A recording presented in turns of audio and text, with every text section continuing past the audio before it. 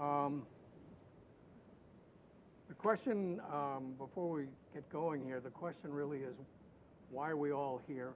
And I think the answer is we're interested in improved internet service of Falmouth. And the other question, I'll get to more detail on that in a second. The other question is, why would I, a 79-year-old retired guy, get involved in this initiative? And so I'll try to answer those questions briefly before we get into the meat of the meeting. But before that, I would like to introduce the folks who've joined with me on this effort.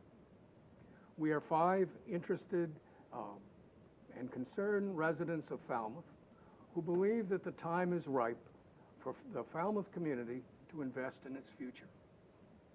None of us stands to profit from this effort.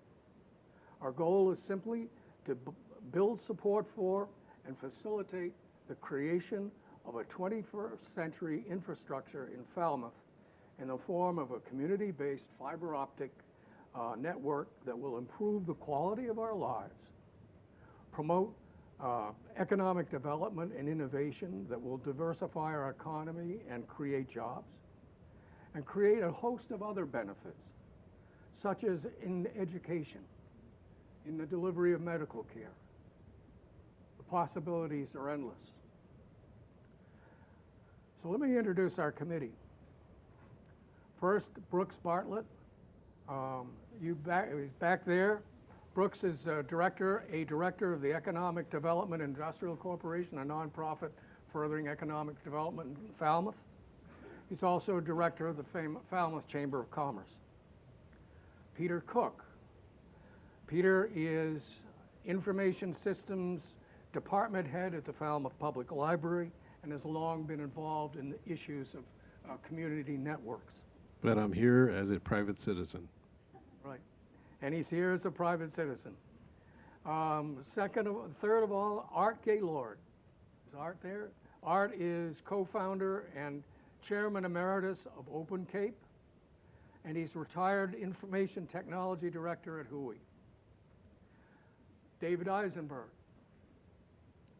David is a distinguished member of the technical staff of Bell AT&T Labs. He's retired from that. He's a former senior advisor during the Obama administration to the Federal Communications Commission. And finally, there's me. I'm a retired teacher, a retired builder, a retired Cape Cod Marathon director, and I'm a member of the Falmouth Conservation Commission. So why are we here? Broadband communication over fiber optic cable is as important to our future as was the coming of the railroads in the 19th century. The paved all-weather roads in the 20th century, the introduction of electricity, first in the urban areas and eventually across the country in the last century. Like these earlier infrastructure developments, a fiber optic network that reaches every home and business in Falmouth and more broadly across the entire U.S.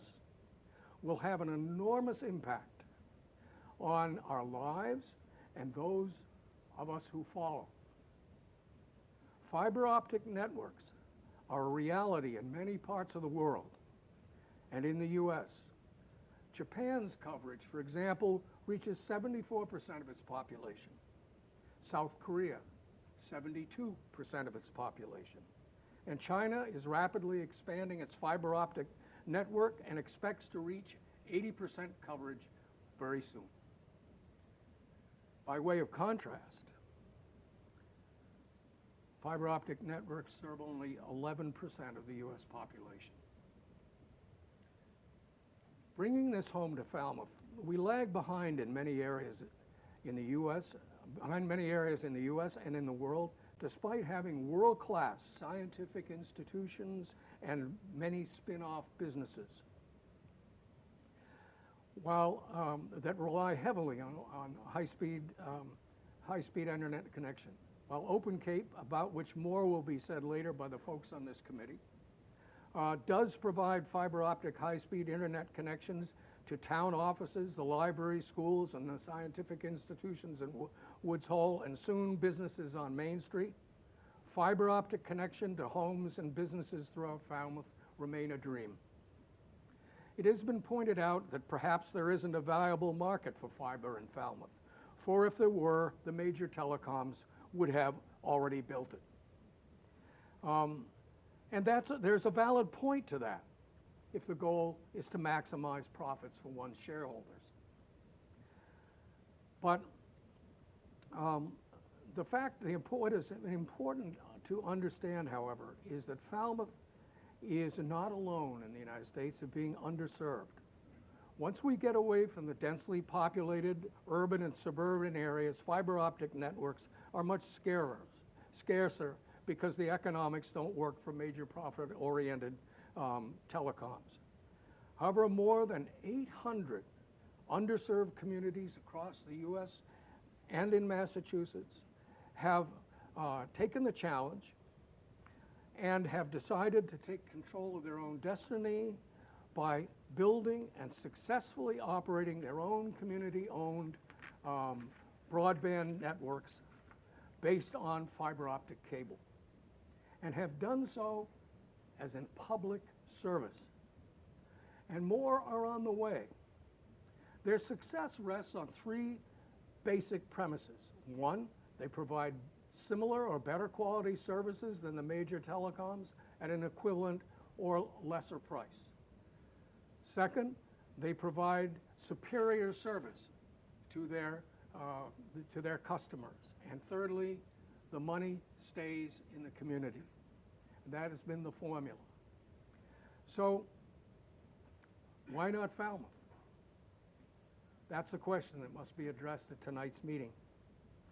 Finally, on a personal note, why on earth would I get involved with this initiative? Simply stated, I'm a citizen of Falmouth with extensive roots in this community. My father and my grandfather lived here. My father used to work in the municipal power plant on Trenton Avenue shoveling coal and giving out popcorn and peanuts at the Falmouth Commodore games in Falmouth Heights. I've lived here for over 40 years. And in that time, I've come to think that I must give back to the community. And I believe deeply that Falmouth needs to invest and must invest in its future. I'm retired after a 16-year teaching career, and 30 years in the construction business, running my own company, and 30 years directing the Cape Cod Marathon.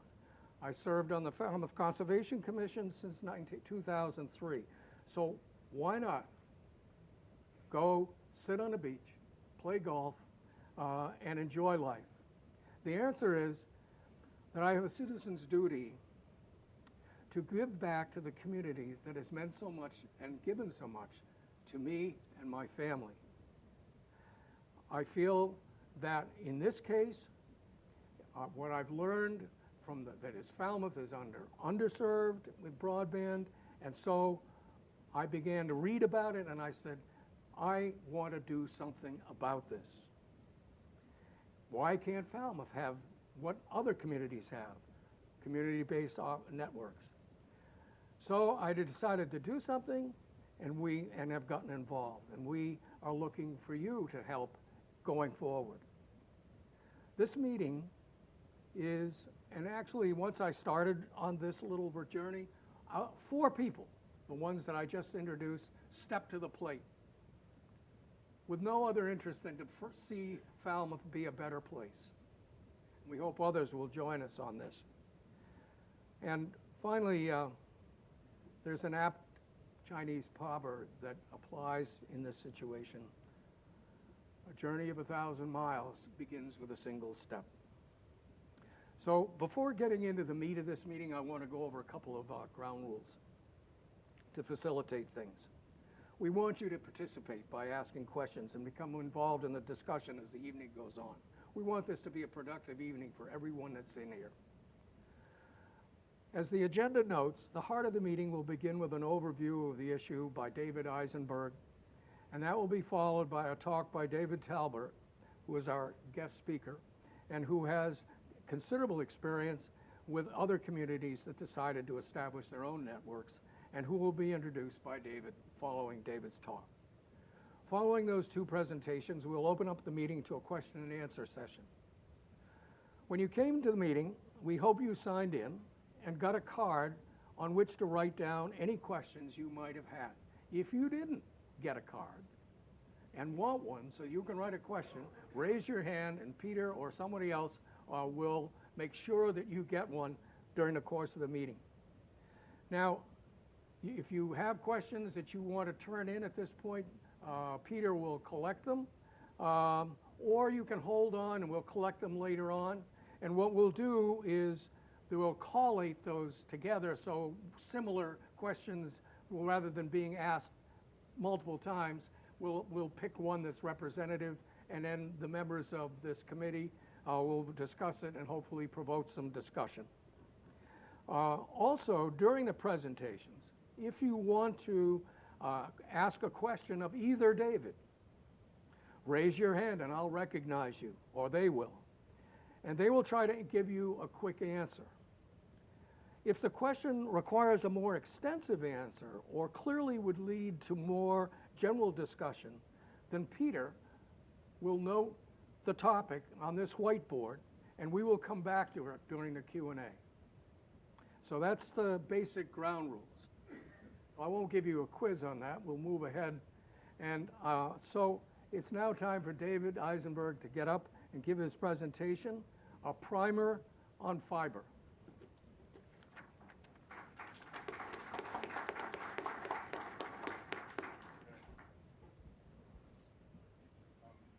That's okay. Right here is fine. Okay. Thank you, Courtney. Great introduction to a fairly deep topic. And thank you all for coming. It's great to see a full room. I really appreciate it.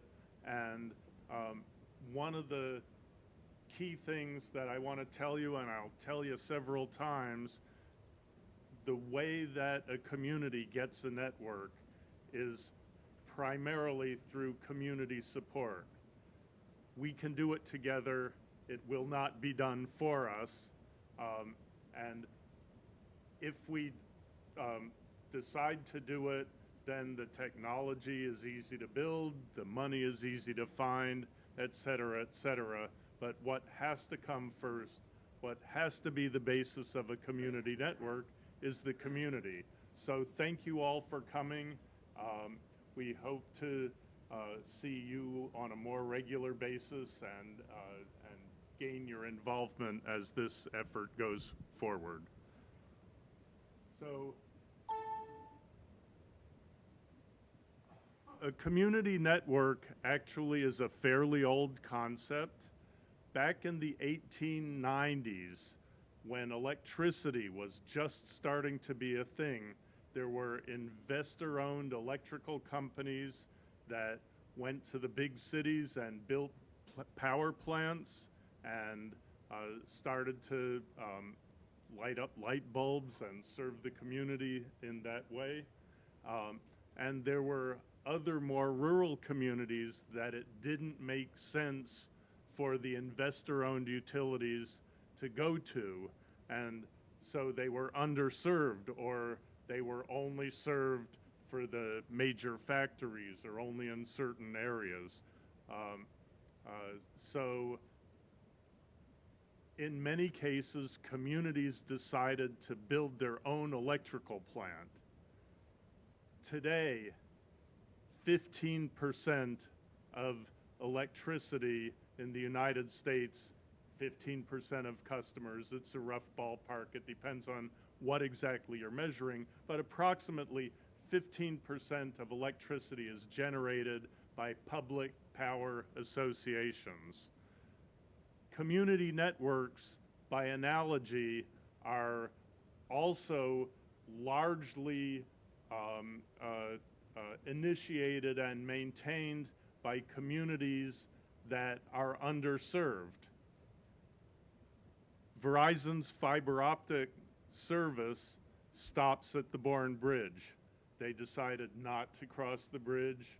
As a result, Comcast is the only game in town. I think they're pretty good.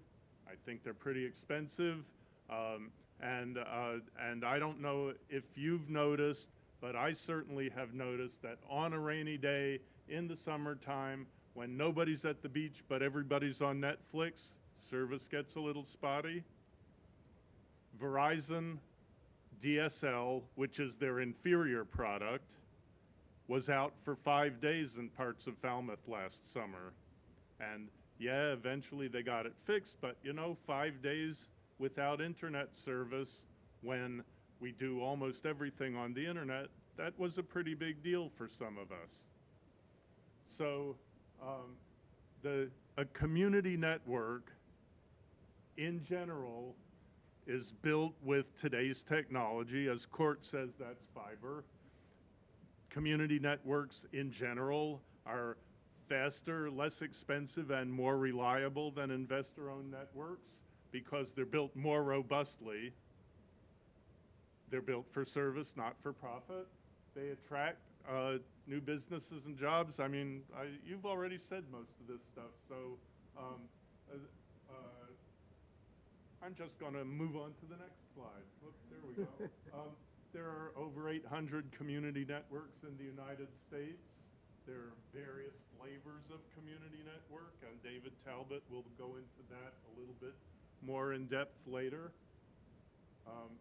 In Massachusetts, the closest community network to us is Taunton, where the city runs the cable plant. There's Norwood and Brockton and Reading, Massachusetts, and Eastern Massachusetts, and a bunch of communities in Western Massachusetts.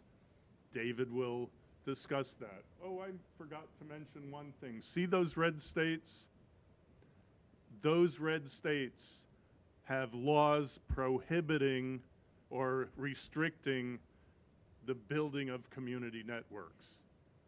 Massachusetts, it turns out, is not a red state, if you haven't noticed already. So that's a big advantage that we have. There are laws that actually facilitate the building of community networks in this state. In Falmouth, we have about 14,000 residential households, more or less, year-round. Maybe triple that in the summer. If I were an investor, would I want to build a network that was so robust it would serve every need for the 12 rainy days in the 10 weeks of summer? Or would I sort of eat that, take that hit, and build a skinnier, more profitable network? Well, I think you know the answer. A community network is built with a different set of logic, and so it would be robust. And we do intend to serve many tens of thousands. The exact service level will be determined by a feasibility study that we hope you'll support. The assumption, of course, is that Comcast will continue to exist, Verizon DSL will continue to exist, we'll have some new mobile services, and our community network will compete on a level playing field with all of these investor-owned services. The network technologies that are available, well, the first two are probably non-starters. Satellite it's possible to do internet over satellite in very rural areas where you don't mind having a several-second delay between what you click on and what then gets painted on your screen. 5G is a new, mostly mobile technology that will be owned lock, stock, and barrel by Verizon, so it doesn't qualify as a community network. This leaves two technologies that are potentially viable. One is fixed wireless, which would be a wireless antenna in a small neighborhood serving an antenna receiver, a transceiver on your house. And that community antenna would be served by fiber optics. or we could run fiber optics to the home. There are pros and cons for both, and of course the end game is fiber to every home. What is fiber? Fiber is a thin strand of glass that serves as a waveguide for light. The light is pulsed at billions of pulses a second. Those are the bits of information. The capacity of a fiber optic cable, which could be from a dozen fibers up to 1,000 fibers, is essentially infinite. Art Gaylord says that Open Cape's backbone that serves Cape Cod can carry the whole traffic of the internet if you spend money on the electronics to light the fiber that Open Cape has. Fiber, the glass itself lasts at least 30 years, and you upgrade it by changing out the electronics at each end of the glass, the lasers and the computation that drives the lasers. So a key fact about fiber is that if you construct rings of fiber, the rings are inherently bidirectional. So, for example, if you have a fiber cut, if a car hits a pole and the fiber cable gets broken between Falmouth and East Falmouth, then the traffic can route around through Woods Hole and West Falmouth virtually instantaneously, so that all, even with one cut in a ring, all of the nodes continue to maintain service. This is important. Open Cape, you'll see, has, it's constructed in several rings. Hang on here. Where are we?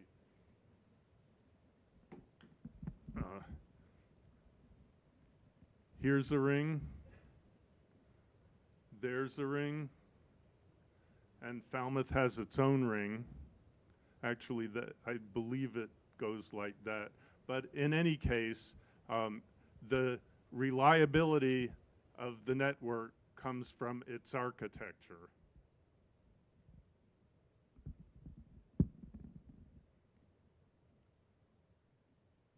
There's a closer look at Falmouth's ring. Falmouth, by virtue of its geography, because we have South Falmouth, otherwise known as Woods Hole, and there's a lot of Open Cape infrastructure in Falmouth that's already there for us to use. So I'm sure you all have a lot of questions. Here are some of the ones that I thought of. Who builds and runs the fiber optic network? And one answer is that the town of Falmouth can run it directly or can charter an entity to run it, such as a utility district or an electric light district in Falmouth. In Massachusetts, there are several so-called electric light districts that only exist to run fiber optic communications networks. The EDIC, the Economic Development Industrial Corporation, is a potential entity to run such a network. There are numerous partnerships with private entities that we can discuss at length. That Open Cape, of course, is a very good candidate to run such a network. These types of issues, these options, are addressable with a good feasibility study.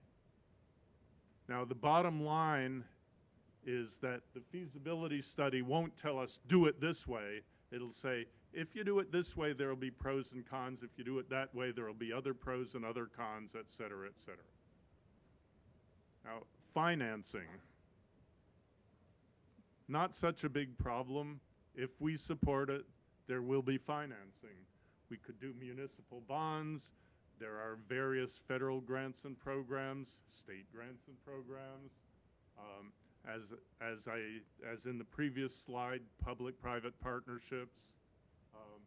And there's even some successful networks in more rural areas usually where a community ponies up the money, $2,000 or $3,000 a house in advance, and when enough homes in an area decide pony up the money or pledge the money, then they build that area. So that's another way to go. But the experience across the board is that if we want it, it will come. So the goal of this meeting is to build support for a feasibility study. There are several vendors. One of them is represented here today. The feasibility study comes up with quantitative answers and generates a roadmap with multiple paths. Usually when people talk about a roadmap as an analogy when they're planning, they're talking about a particular route from A to B. That's more like a triptych. A real roadmap shows you the several alternatives and has the big, thick blue lines and the little red lines, and you can decide how you want to get there. Okay? So if you all agree, and if the thinking comes together, then a group of us need to sit down and write a request for proposals and contact the people who are good at doing this kind of feasibility study. And there's half a dozen entities in the United States that we know of at this time that are capable of doing this kind of study. The estimated cost is $50,000. The estimated time is 6 months. There are more questions addressable by a feasibility study. The main one that we are answering tonight is how to build community support. And then, of course, who builds it, who runs it, what kind of technology do we use? Do we just want to provide internet service, or do we want to provide internet, phone, and TV? Do we want to do test neighborhoods, incremental build, or do we want to make a plan for the whole town and then just construct it? And at some point, we should talk about partnering with neighboring towns or expanding what we know and what we've done to include neighboring towns. So I've created falmouthnet@gmail.com. If you have questions or want to get in touch or want to help, it's falmouthnet@gmail.com. And if you've given us your name and email address, you'll probably get some emails from falmouthnet@gmail.com. Anyway, so that's my presentation. David Talbot is going to go into it in more depth. David is an employee of CTC Communications and Energy. Is that correct? Close enough? Okay. CTC is a public-spirited, are you a public benefit corporation? Our clients are towns and cities and counties and public entities. Their specialty is in helping public entities figure stuff like this out. And I've had a long friendship with David's boss, Joanne Hovis. Full disclosure, she's just a wonderful person. I really deeply respect her. But I have to say, if we get to the RFP stage, we're gonna do an open RFP and make sure that all of the vendors of such studies know about it, and we'll evaluate the responses to our RFP in an open way. But let me continue with my introduction of David. David Before he joined CTC Energy, he was at Harvard's Berkman Klein Center for Internet and Society. The name keeps getting longer every couple of years.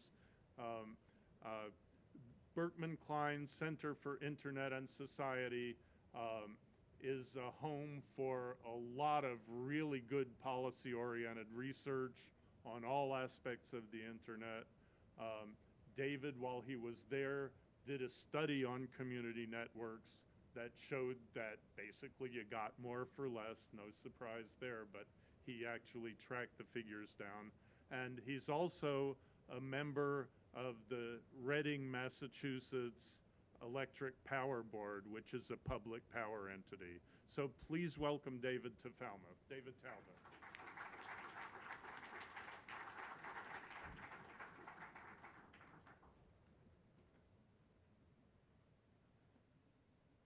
Thanks very much, David, for that wonderful talk and for the introduction. And it is the latter of those three hats that it really kind of helps me get the local government experience being on the are you able to hear me now? Okay. So being on the board of the Reading Municipal Light Department, Board of Commissioners, so the local government, I understand a bit about how things get done and how challenging some of the decisions can be to make. What I wanted to do most of all, I think David outlined at the end of his talk kind of what your variety of options would be for improving your internet service, in Falmouth. And there's not one flavor of how to do this. There's a number of different models, and David outlined them very well, so he actually saved me a couple of minutes at the end of my talk. What I thought would be most helpful would be to bring us back to the state of Massachusetts and explain some of the things that are going on elsewhere in the state. So this is sort of the outline of what I'll do. David gave a bit of an overview on what the technologies are. I'll then go into some of the Massachusetts case studies, what a feasibility project would look like, and then according to your agenda, do the questions and discussion. This is just the quick technology primer on why fiber is sort of better than everything else, and it's showing you that fiber as deployed is already the fastest and best of the technologies and will continue to be for many years and decades to come. There's nothing really on the horizon that's going to be better than fiber optic cable for carrying information. However, Comcast is deploying, perhaps not in Falmouth, I don't know exactly, increasingly improved coaxial-based service called DOCSIS 3.1. You do have it. So that's nipping at fiber's heels, but fiber always has much more room to run. DSL, so copper-based telephone technologies are here, and there's various speeds of those. And as you've heard, you had an outage last summer, and you know that already. The wireless technologies, you've heard a lot about 5G probably, which is mostly marketing hype at this point. But the wireless technology that everybody's using on their smartphone is 4G, and it's getting, the coverage is improving thanks to the installation of more and more antennas on light poles called small cells. And that will also be continuing in parallel to whatever the wired broadband providers are doing. Before I go to that slide, my great aunt used to live in Falmouth, and just to see what the service level would be at her house, I went on the Comcast site. The reason I did that is because David made the analogy to municipal power providers, and that is a very important analogy to make, with the exception of the fact that sort of in Reading, which is one of those municipal power providers, we're a regulated monopoly, and so are the other ones. But in Falmouth, of course, with the broadband, you would have a competitor. At my great aunt's house on Siders Pond Road, this is the offer that I got last night.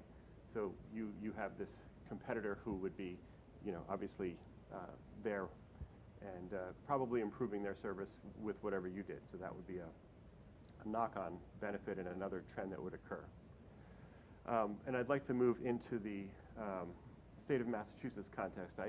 I took that picture shortly before the fiber rollouts occurred. I knew I'd get at least one laugh. Thankfully, it was David. To give you a sense of the context of what types of things are going on in the state, basically you have, as David described, you have these municipal power utilities, some of which have done internet service, and then you have a bunch of unserved towns in western Massachusetts that only had DSL that are doing a variety of things. So to do the first group first, we could have a nice geography quiz here about which one is that right there. I think the answer is that is Shrewsbury, Massachusetts. So the yellow and the red are all towns or cities in Massachusetts that do have these municipal power utilities dating back 100 years. Of the 40 of these entities, you have about 10 or 11 which have gone into the internet business. And they typically did so in the 90s, although some have done so more recently. One of the more recent ones is Concord, which is that larger red square there in eastern Massachusetts, of course, which has done a fiber to the home business in the last 5 years. They've built that out. I want to focus your attention on one of these 10 or 11, and that is Norwood, which is a town that has a town department that's an electric department and went into the internet business. And I talked to Daryl Hansen, who runs their internet side of their business, to get a sense of what they do. This is the page that you get on the Norwood Light broadband homepage. That's their basic pitch is, hey, we're the local guys. Another one of their pitches is, when you work with us, your money's going to Main Street, not to Wall Street. As you see from their little pitch on the top, there's local service, everyday low package prices, not short-term promotions that increase in price later on. Norwood has been very successful in its business. It entered at a time when, like Falmouth, it only had Comcast as a competitor. And as it went along, Verizon Fios did come in, and you wonder, well, how did this all play out? And so Daryl was nice enough to send me this slide. So you had, the blue is Norwood Light Broadband's business, which started in 2002 with about 2,000 customers. At the time it started, Comcast, this is the video side of the business, so there's also phone or data only, that Comcast had 8,000 customers in Norwood at the time. And by 2005, basically Norwood ate Comcast's lunch. And Norwood was up to about 5,000, and Comcast was trailing with high 4,000s. So this is what Norwood Light Broadband did in the town of Norwood.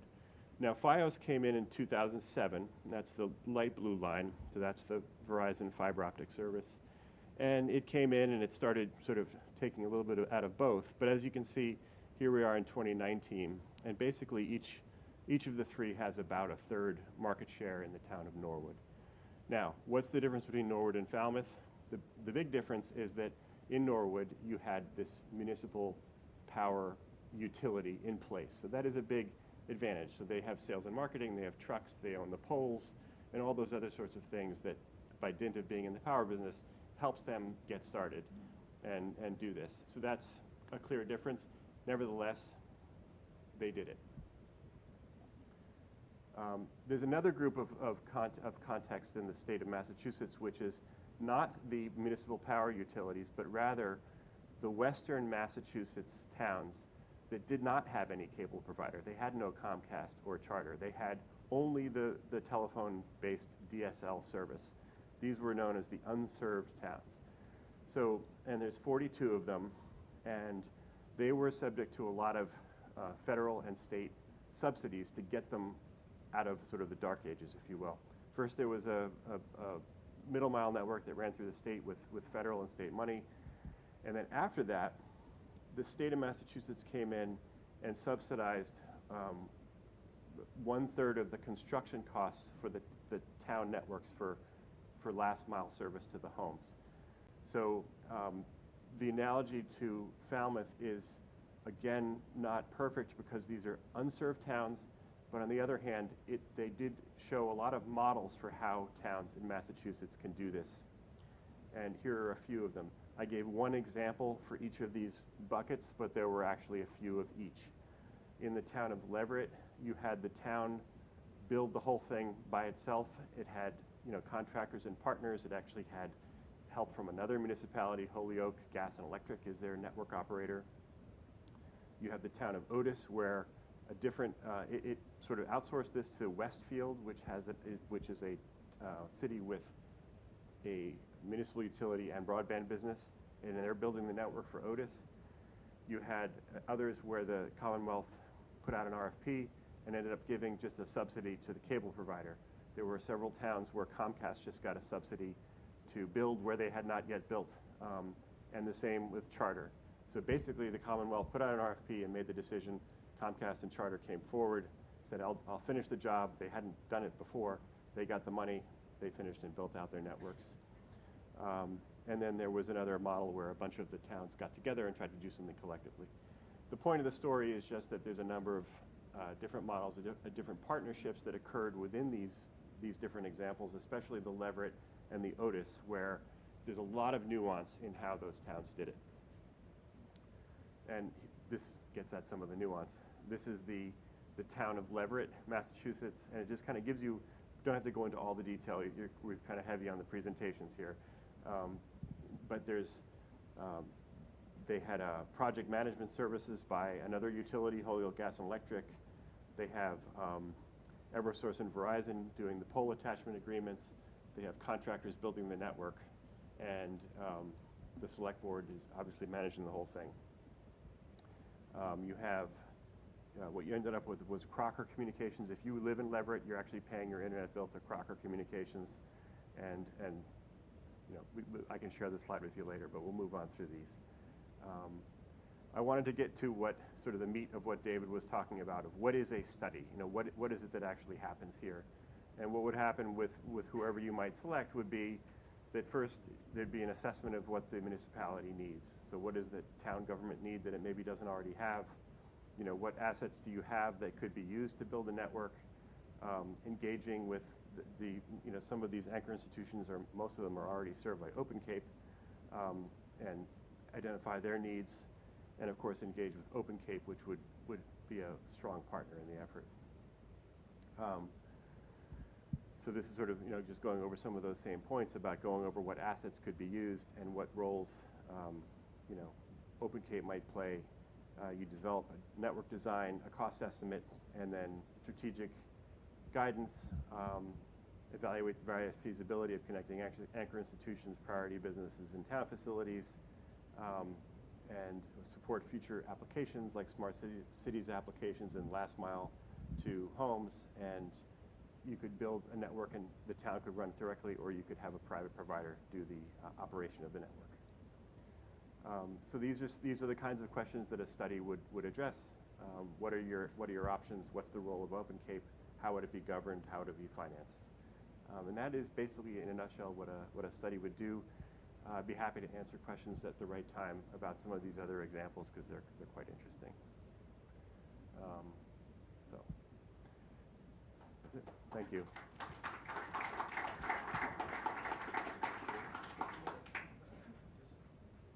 Would you want to go back to the state? Or? Oh, the last slide? Okay, I'm sorry, yes. The final thing that would appear in a study would be the business model. You'd have detailed spreadsheets of the income and cash flow statements. What would the funding strategies and ownership models be? What would the potential business models be? And what approaches might you use to incent private investment? If the town went halfway, maybe that would be enough for a private provider to do the rest of the job. So, yeah, okay.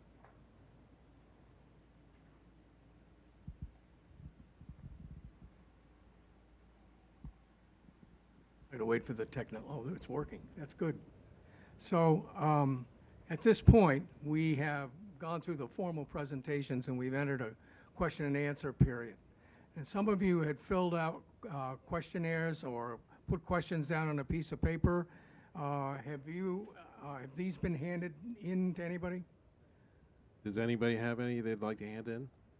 Show of hands, anybody? Or we could do questions directly from the microphones I have and Okay. back there. While you're doing that, why don't we go ahead and we'll just take a question. So if you just want to say your first name and your question. And if you could stand just so that people see you.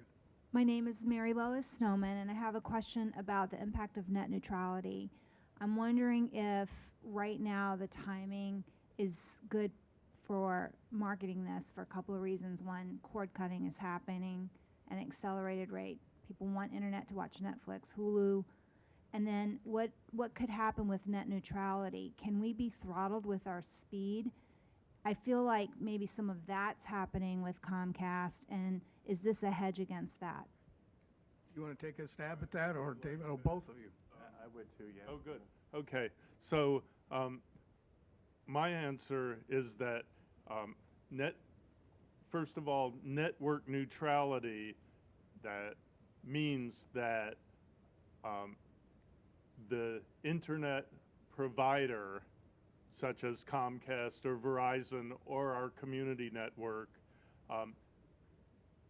treats all traffic equally. They can't favor Amazon and unfavor Barnes and Noble.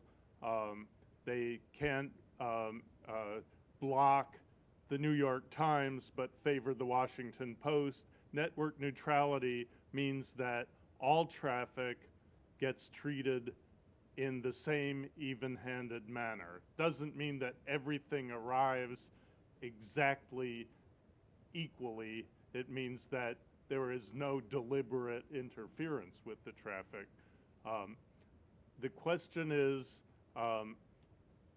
what is the impact of our community network on network neutrality? Okay, so network neutrality under the Obama administration was the law of the land.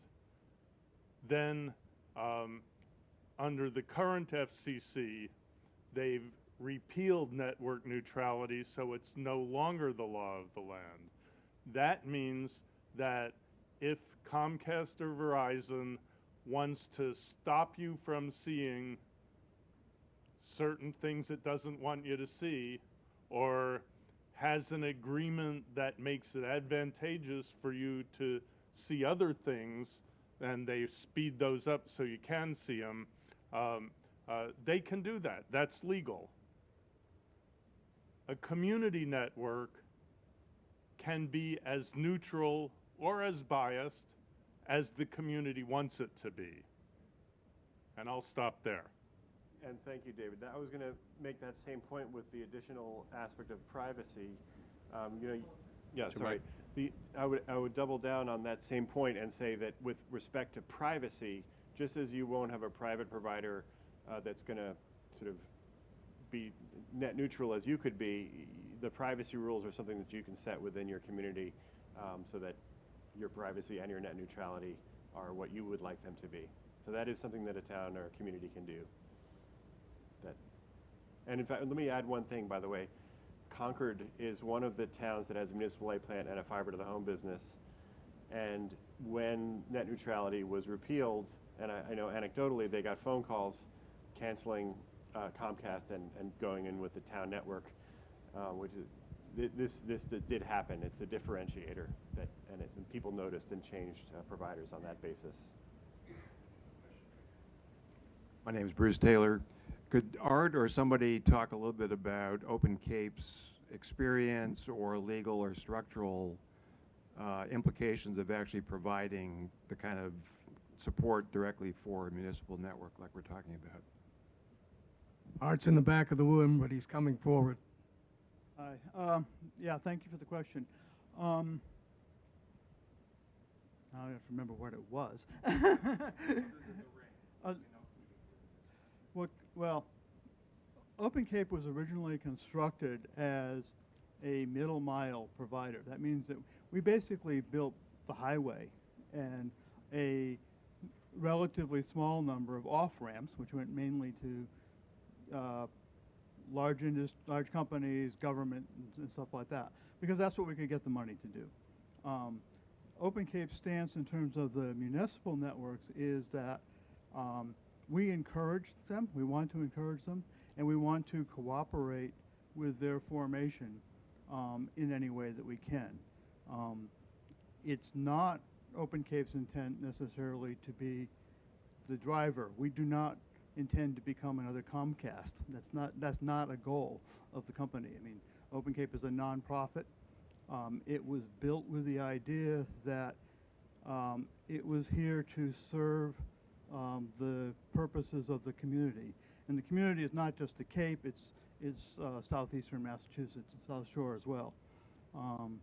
So Open Cape would be happy to, work with this. Our backbone, as you can see, goes through the town extensively.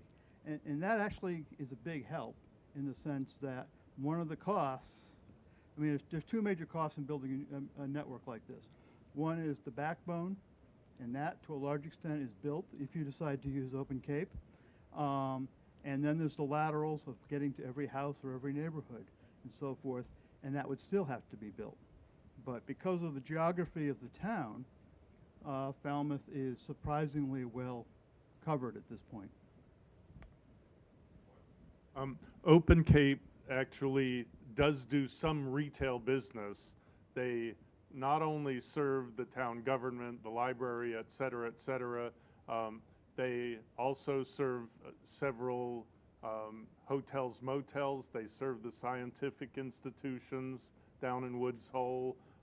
They serve 40 entities in Falmouth, and they're rolling out service to Falmouth's Main Street Business District. So it's not like Open Cape is doing no retail business whatsoever. It's just they don't want to drive a full-scale residential community network type service. Yeah, thank you. Let me add, since you brought that up, let me add a couple more things, and that is that, yeah, we are in the process in cooperation with the EDIC of building down Main Street here, just to from the green basically to just past the library, and rolling out services for that. And we also just recently have done a couple contracts to provide some trial residential service in other towns. This is small scale stuff. It's mainly places where there are buildings that have some businesses with apartments on top. And so we're doing that, and part of the reason for doing that is to gain the experience about what it is to service on a larger scale. We have a question, yes. Yeah, I'm Alan Jaffe, and I just have comments or questions, I guess. My understanding of these type networks is the most difficult thing is the last mile. In other words, the connection from some sort of hub to the house itself. And I think it would have been nice if the town had laid down dark fiber with all this road construction and stuff like that going on, that they could have easily done that without a large cost. And I would encourage you guys to see that they do it from now on. Secondly, like I said, the last mile is the problem. The telephone poles, for example, I think they're half owned by the electric company and half owned by the telephone company, something like that. They're owned by people, so you just can't go hang up your wires on them. And it's a large difficulty. I did see the wireless solution, which seems to be the one to avoid that, but I don't know how well that works. But that was just my comment. These are good questions. Art, do you want to address any of that first? Yeah, a little bit of it. In terms of the pole licensing, Open Cape has licensed, I've lost count, somewhere between 16 and 18,000 poles, both in Massachusetts and in Rhode Island. And so we've got a fair amount of experience with the type of stuff, with what has to be done. And that's, every municipal network has to deal with that, unless they happen to be in a town where it's lucky enough that the town, because of a municipal power company, owns the pole. So that's a manageable thing. The other thing I would just say is that there are options, and even within the town of Falmouth, it may turn out that in some neighborhoods, the right choice is to do fiber to the home. In other neighborhoods, say ones that are primarily The library will be closing in about 1/2 hour. Please be aware that the public computers turn themselves off 10 minutes before. Check out any items to the circulation desk at the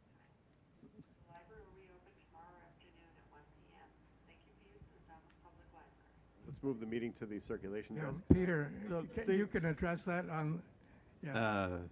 They pushed the wrong page button.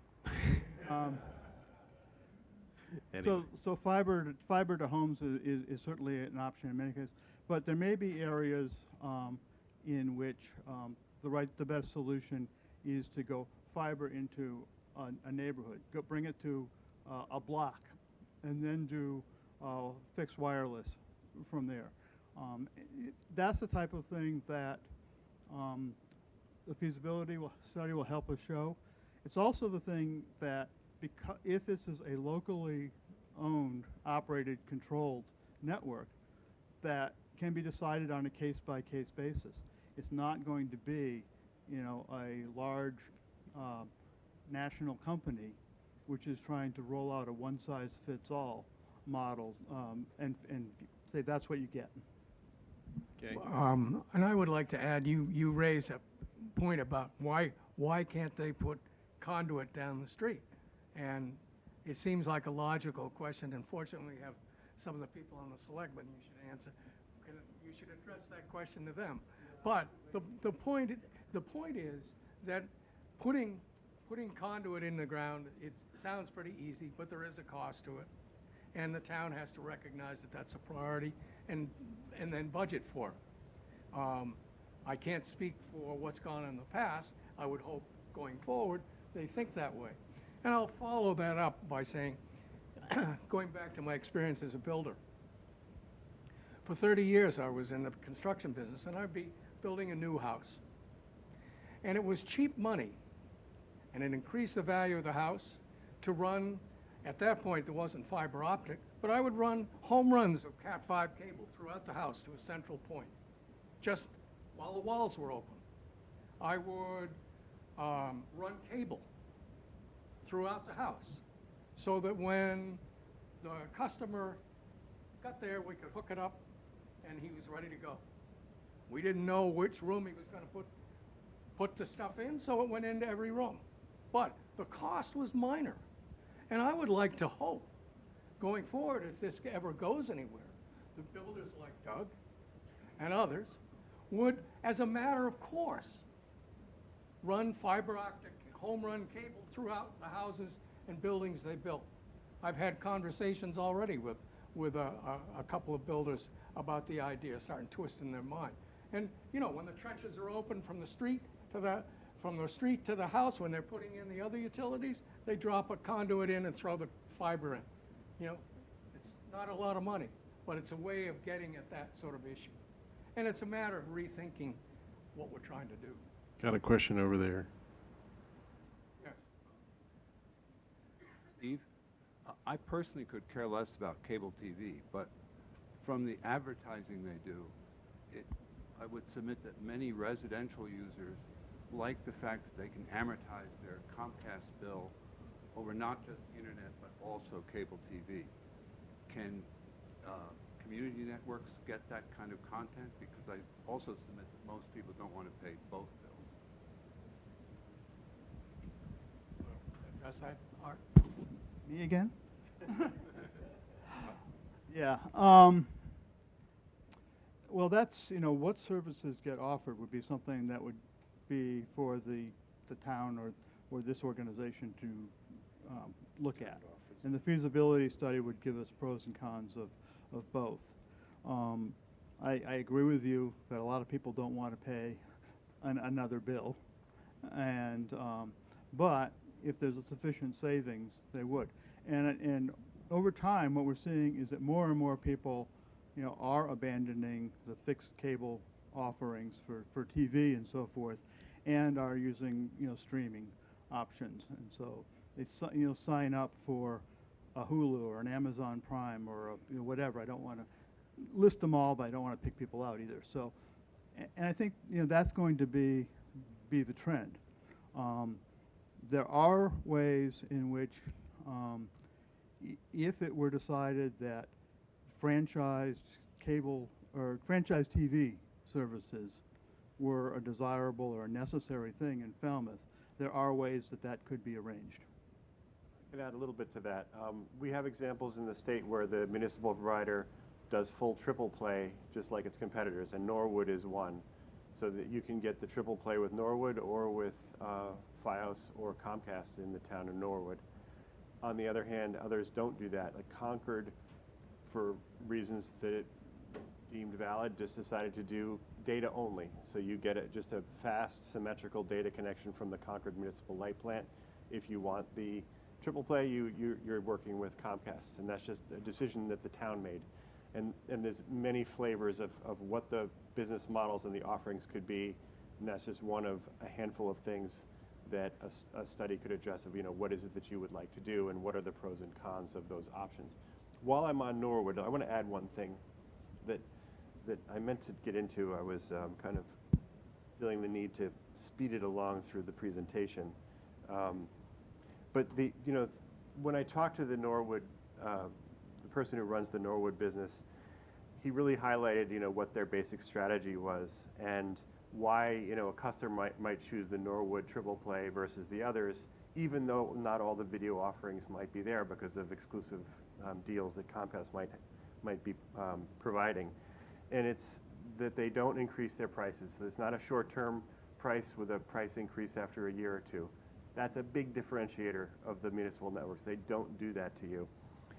It's customer service.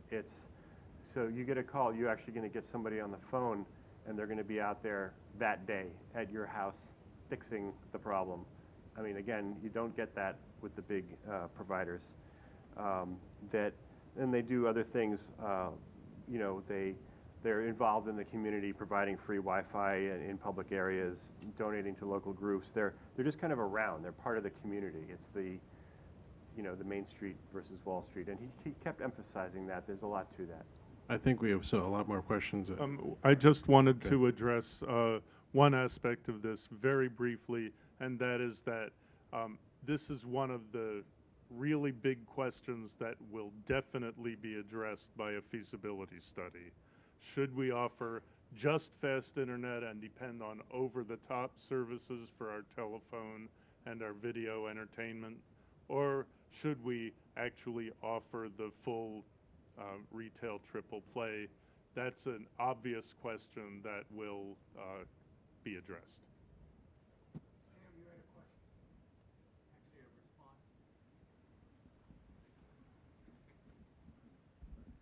response. One of your selectmen pushed long and hard about putting in a conduit whenever their utilities were opened up in the road.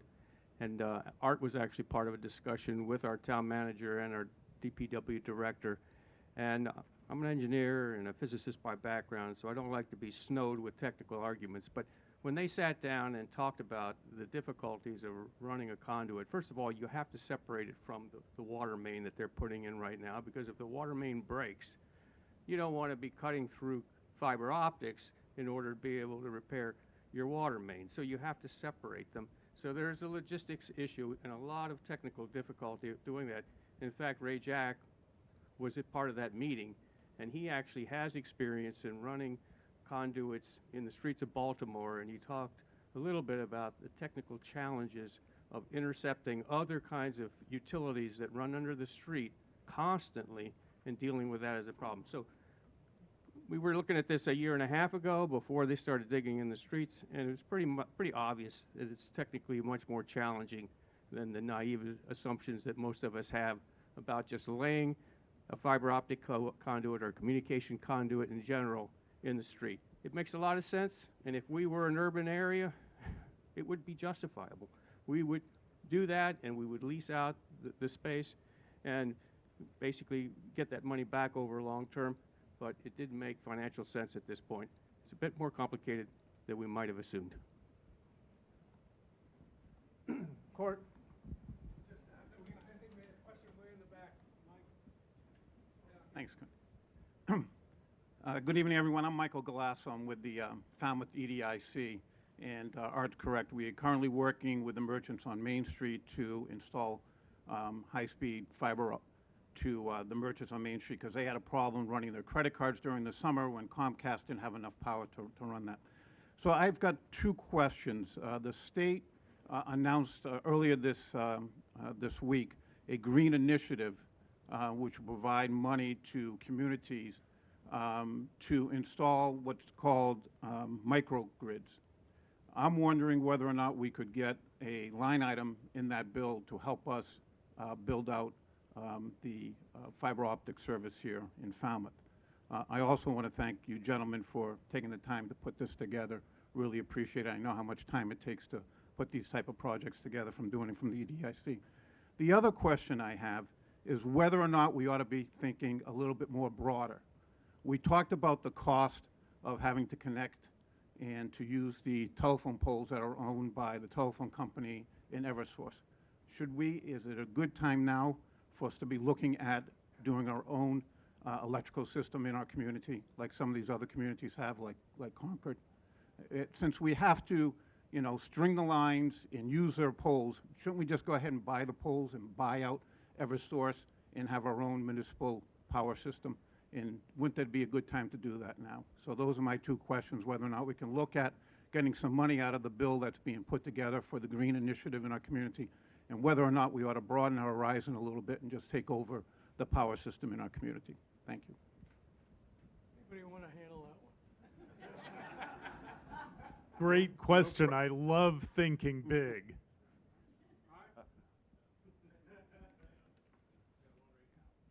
I was going to try to be invisible. I guess I'm not very lucky at that. I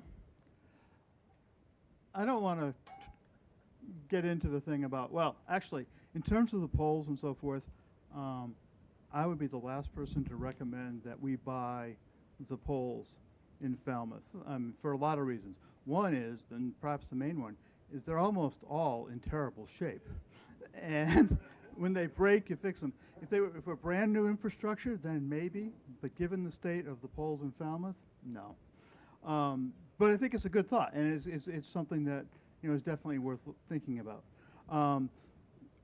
The other part of it is in terms of the green initiative for microgrids. I haven't seen that particular thing, but I know that Open Cape has had discussions with Eversource about some joint fiber efforts. They have fiber on our network. They use our network now for power monitoring and so forth. And there have been on and off discussions about how we could cooperate in terms of reaching deeper into neighborhoods. And I think as they want to do more management of electrical use in homes, which they will, especially as people start getting more and more electric cars, the managing of how that gets charged is a big problem for them. And so they're going to want to be able to do some scheduling and so forth.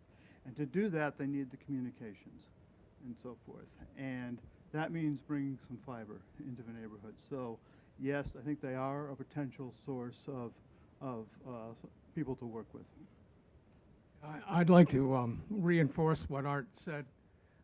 The city of Chattanooga, Tennessee, has a municipally owned electric service, and they began to build a municipally owned fiber optic network. And one of the key reasons for their building out the fiber network originally was to be able to better monitor the power outages, the needs in the communities, and so they built the fiber optic cable to service their electric company.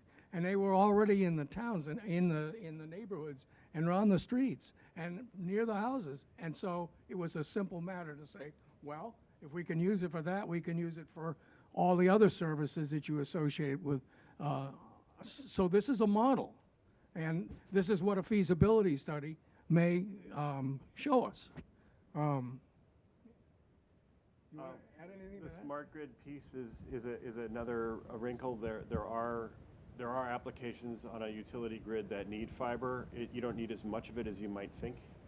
You do need it for the key locations, generators, grid batteries, other key sites. Your substations need fiber, and you need fiber to the collectors that communicate with meters for the wireless AMI. You don't necessarily need it fiber to the home. Just to give But it gets it close. I mean, you need it, but they are two different things, but there is some overlap, and that can be leveraged. Questions? Yes, sir. I'm Jay Zavala. I had the privilege of serving on the Open Cape Board of Directors for a short period of time, so I can appreciate what they've done. My question is twofold. You mentioned a $50,000 estimate for a feasibility study. Is it possible that the other 14 towns on this Cape would join us in a collaborative effort, since Open Cape is distributed throughout the Cape, in a collaborative type of a county-run operation where Falmouth doesn't have to assume all of the burden and the risk, being first, although it likes to do that? And the second question that I have for you has to do with the other portion of this endeavor, and that's the service component. Running the cables is one, running the operations is a second one, and I haven't heard anything about that. What are the challenges that we would face there? And again, thank you for coming this evening. Okay, customer service is key, especially in a local network. Having the service be locally based is one of the reasons that customers like it and communities support it. You don't get someone who's punching a clock in some call center, possibly in another country. You get someone who is local and could even, and in some cases do even, leave the telephone and come over to your house and help you diagnose the problem. This has happened with community networks. So even though we haven't talked about it very much, it is absolutely essential, and customer service is one of the huge strengths of a community network. I forgot your first question. Maybe someone else is better at it. A collaborative effort. Oh, the collaborative effort. Oh, yeah. Okay. So like Lafayette, Louisiana, and Chattanooga, large cities, right? Okay. If we expanded beyond Falmouth, we would also be looking at a more expensive feasibility study, perhaps a longer time to do it, more moving parts, more different town governments, more meetings like this, et cetera.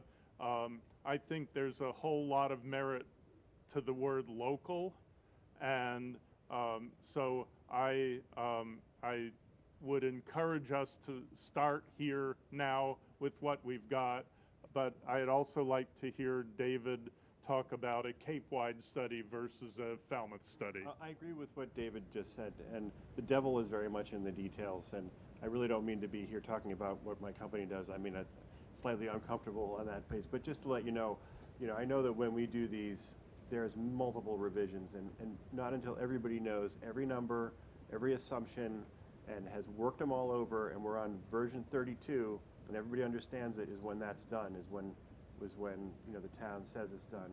And yeah, as you broaden out, as David said, you have more entities to deal with, you're losing kind of the detail unless you multiply the cost as well. So I don't know that you benefit from it.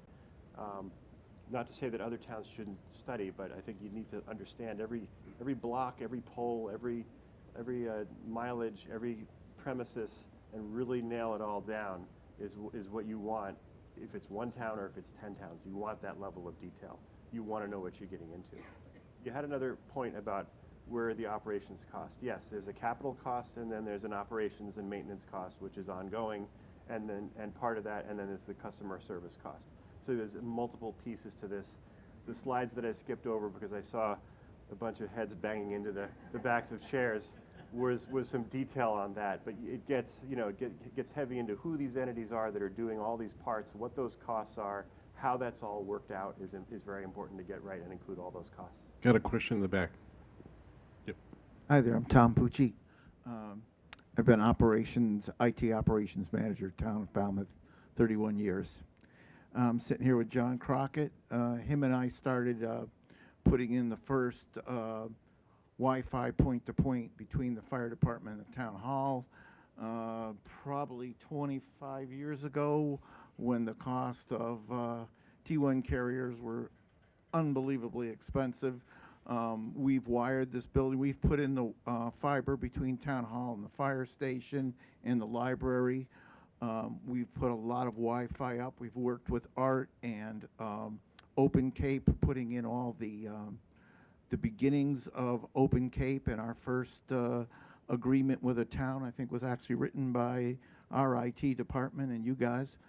And one of the things we did was, in order to avoid a lot of this licensing for the poles, is that when we connected, say, the senior center, there was a huge cost because Open Cape wanted to be able to use that commercially as well as drop to the senior center. Well, the poles had to be replaced, and there were 3 giant, what the hell are those things? Transformers on the top, and it was unbelievably expensive. But my question is, if this becomes a municipal project, can we not use the municipal space on the poles that already exist there? No? They won't let us? Okay, well, that was my question. Yeah, no, He says no. Unfortunately, no, because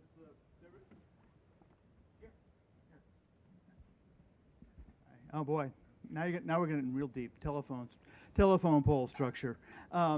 But basically, there are a couple zones on a pole. And if you look at a pole, you'll see way up high are the power lines, and then down below is the communications space. And that's where Verizon and Comcast and so forth is. It's where some of the Open Cape stuff is also. But if you actually look carefully at some of the poles in town, you'll see that Open Cape fiber is in a middle spot. It's there all by itself because we figured out that there was a small zone in between the 2 spots that if you did everything just right, you could put your fiber there. We're actually the only people in the country that have ever done that, but we got Verizon and Eversource to agree to that. The problem with using, and then the other zone in the poles is a municipal zone, and that's where the town can put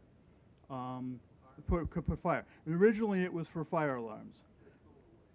Yeah, some of that may go away, but the other thing is that the restriction on that was that the traffic over that could only be used for town purposes. And so as soon as you were trying to sell a commercial service or a residential service, they're going to say no. Yes. Hi, I'm Todd Sadler.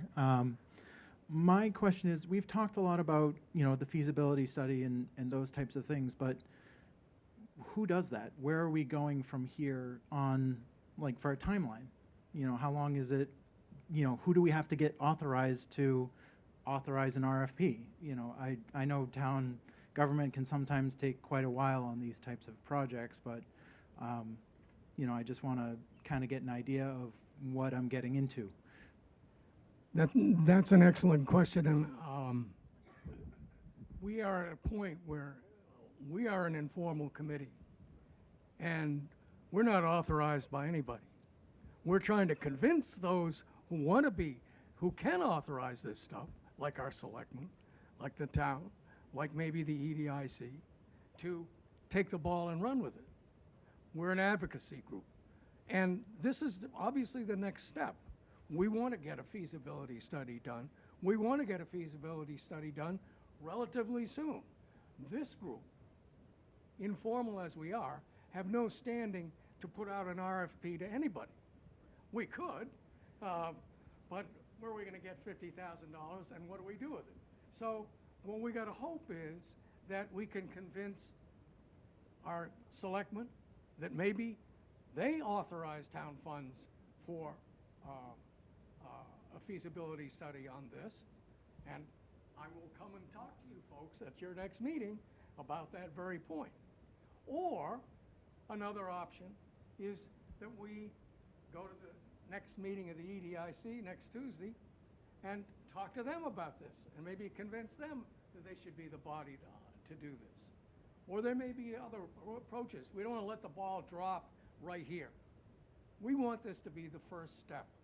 We want you people to stay involved with this. We want to push this ball forward. We don't want to go home after this is over and say, well, that was great. We had a meeting with 80 people or more in it. We want to see this be the first step, like I said when we started. And you have a question. Yeah, I'm just wondering if we need to take a step back and think about mobilizing the community. You said faster, cheaper. Maybe we need to explain in layman's terms what people get for this. Right now, we're at, I think, 200 Mbps speed. I think your slide showed we could get to 1,000. Like, what does that mean for the average citizen? And then how much cheaper is it compared to what we're paying now through Comcast, according to case studies from other towns? You want to? Well, I mean, it depends what the costs are and then how much of the cost of building the network. It's about $90 a month for the 200 Mbps through Comcast. What I was getting at was what your eventual town service kind of pricing would depend on, okay, so what's the cost of the network to build it? You design it, you have a cost estimate for the network, and then you say, okay, what is it going to take to pay back the bond and the operating costs on the network? And then how much of that, maybe there's a subsidy that the town puts in or that taxpayers put in for parts of it, and then how much has to come back from the pricing. So the pricing structure can depend on the business model that would end up being selected. What happened in Norwood? Norwood has chosen to, and I have his notes there, that they're keeping their prices, you know, kind of right around. They're not trying to get into a price war with Comcast because it's frankly not a war that you can win. In Braintree, to give you one example, they did try to undercut Comcast, and Comcast can undercut them, and you know that's not a game that you really win. So you want to compete more on service, meaning speeds. But if they don't have fiber optic here, I mean, the Comcast? Well, they would the have most speed, the highest speed they're going to get is what? They have a hybrid fiber coax network, and I haven't done speed tests. You know, we've heard anecdotally that at certain times of year the speeds are horrible. So the speeds are very much a function of how many people are using the network at any one time. So yeah, maybe at 3 o'clock in the morning in February, you can stream at 500 megabits, but try that on July 4th when it's raining. If that helps you answer your question. Yeah. Those are really good questions, and the way we develop that picture is from a feasibility study. Sorry to sound like a broken record. You get the picture, right? Once we have that, then we can draw a bunch of scenarios about price and service and time to build and all that stuff that are much more relevant to retail customers. That's right, and David is explaining things better than I. That such a study would lay out a number of scenarios that the town could choose to do in terms of operating models and in terms of types of service and pricing of service, how those would affect the budgets. You know, give many different knobs to turn to look at all those options. I would just make one addition to that, and again, and it seems like common sense, but it's worth stating again, and that is if the town were to build such a network, they figured out how to do it, they come up with a good business plan and so forth, the key is to attract customers.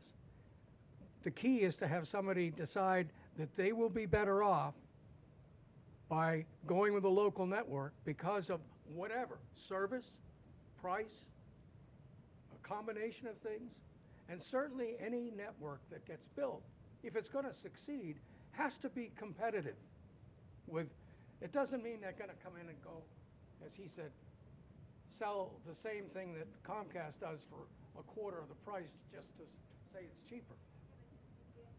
Yeah. Right. And I think one of the things that we need to do, and this is what I'm hoping that, and I'm going to start working toward, because we've all been here close to an hour and a half, and that's wonderful. Nobody's fallen asleep yet, so that's a good thing. But so that doesn't happen, we do need to start to wind this up. And that is that the feasibility study is a step. The other step is that there are a lot, there are 30,000 year-round residents in this town, and it expands to 100,000 in the summer. And those people that aren't in this room become the basis of support for a change like this. This can't happen in a vacuum. We have a great group here. We're thrilled, quite frankly, with the turnout here. We thought we would be lucky if we got 30 people. So to see this turnout is great. And I think that's a great first step. That's what we need. But we need you all to now go out and sell it to your friends. Because it's going to be a slog now a little bit. Yes, there'll be a feasibility study, but there also needs to be lobbying of our selectmen. There needs to be convincing of all those people in the town meeting that raise money, that vote the taxes, that set the priorities. They need to hear from people like you that this is important. And spending money is all about priorities. Is it we spend our money on another playground, on a community center, on fiber optic cable? These are the things that town meeting and everyone, it's economics 101, every family unit struggles with having to make choices. There's only so much money and there are so many things. This is economics 101. But it's not going to happen without the support of the town. And that means town meeting, it means the citizens, and we need to sell that, and hopefully you will help us sell it. I think, Courtney, we have two more questions. One up from one.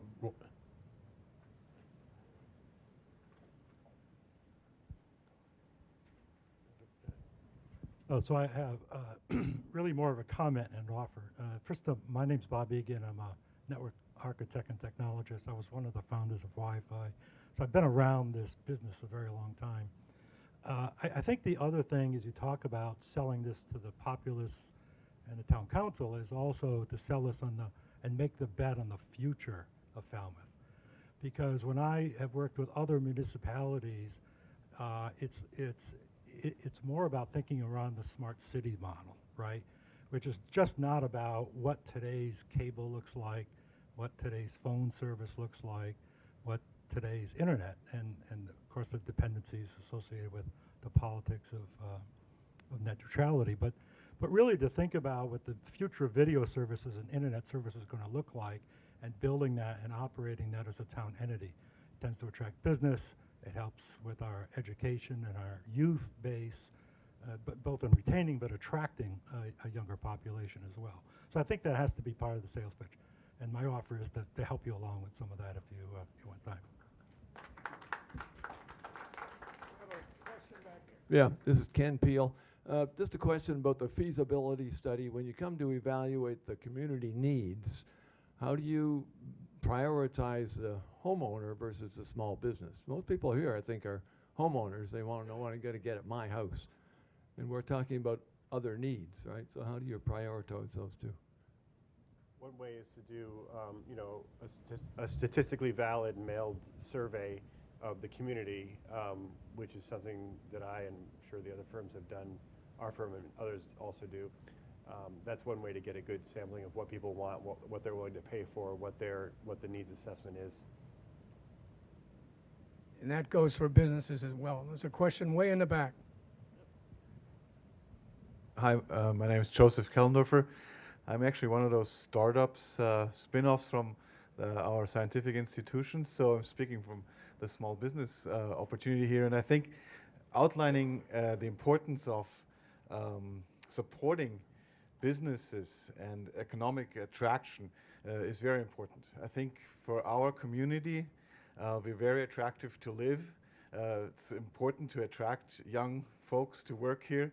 It's not difficult from a attraction point of view, but a reliable internet, a reliable connection is very important for those kind of modern workforces that we need. I work with teams all over now where the office is a laptop, you need high internet connection, and we can attract people. So I think that's important to keep an eye on those as well, and I'm happy to help in this aspect as well. And that's the point. We see this as a part of our economic future. And I'm going to take 2 more questions, and then hopefully, Can I just respond? yeah. Yeah, one of the things I think it's important, Sam Patterson, to recognize is in the comments that were just made about the need for high-speed internet for business purposes, but the best way for this town to grow is by having home businesses, knowledge workers in their homes doing consulting around the world, but they have to have that internet service for that to happen. It's going to be the least impact to our environment if we raise our businesses by those kinds of cottage businesses, if you will, literally doing business around the world. That's the vision that we should be looking at in terms of the growth of this town, to have the least impact on our estuaries and on our overall, if you will, ambiance of this town. So I want to leave that thought with you, because I agree with Courtney. It's going to take a community upwelling of changing the vision in the town leaders. But you got me from already. Are there any other questions? One more question. I think you kind of said it. My name is Sarah Canning.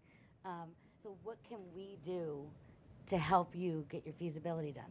Like, what can we do as a community? There's a lot of networking on Facebook. There's a lot of networking on the internet that, like, a lot of us are involved in. What can we do?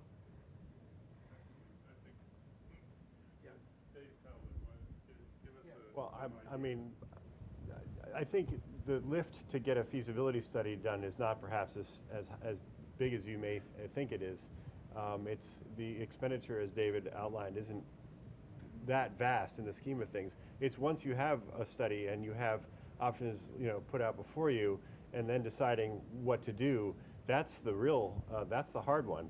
But I think that from what I've seen communities with a lot less interest in this that have gone ahead and done feasibility study just because there's somebody like David and Courtney who are advocating for it. So, but it's a decision for your leadership to make, and I don't know how to help you do that. It's really up to you guys. Well, if I could add, Peter Cook here.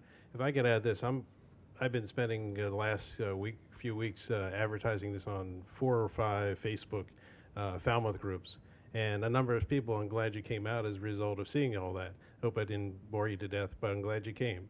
So what you do from here, you go and you actually go out and tell people you came to this meeting, what was discussed. Obviously, FCTV is going to be broadcasting this on their channel, and tell people to go listen to what we've talked about tonight. But spread the word. This is the only way it gets out to more people. You're a core group right here of people who actually thought of coming on a Tuesday night to the library and sit and listen to all this and ask your questions. This is where it begins. So everybody here has an obligation to tell 2 people, and to tell more people than that what the ideas that were expressed here, and then we expand the audience.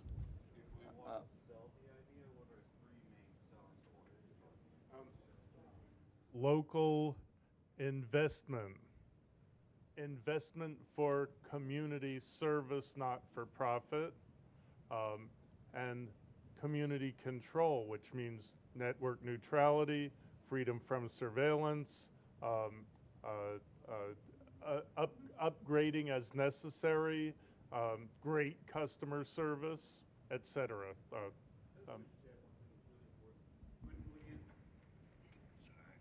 So across the nation, it's already shown that the price of the home goes up 3 to 4% in a network lit environment.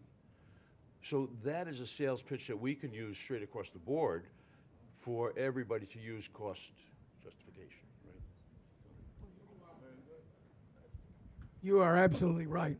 They have done numerous studies that have shown that when fiber optic cable is run to a house, even whether it is activated or not, but it's there, it enhances the value of that property, whether it's a business or a home. And it's been shown over and over again. And so when you think about this, if fiber optic cable were run to every home in the city, in the town of Falmouth, in every business, and whether they signed up for it or not, that property owner benefits from the increased value. And in fact, that's one of the funding sales pitches that goes into it. So it is an important concept. Now, I know we could stay on here and some of you are interested in doing, but it's probably past some of your bedtime.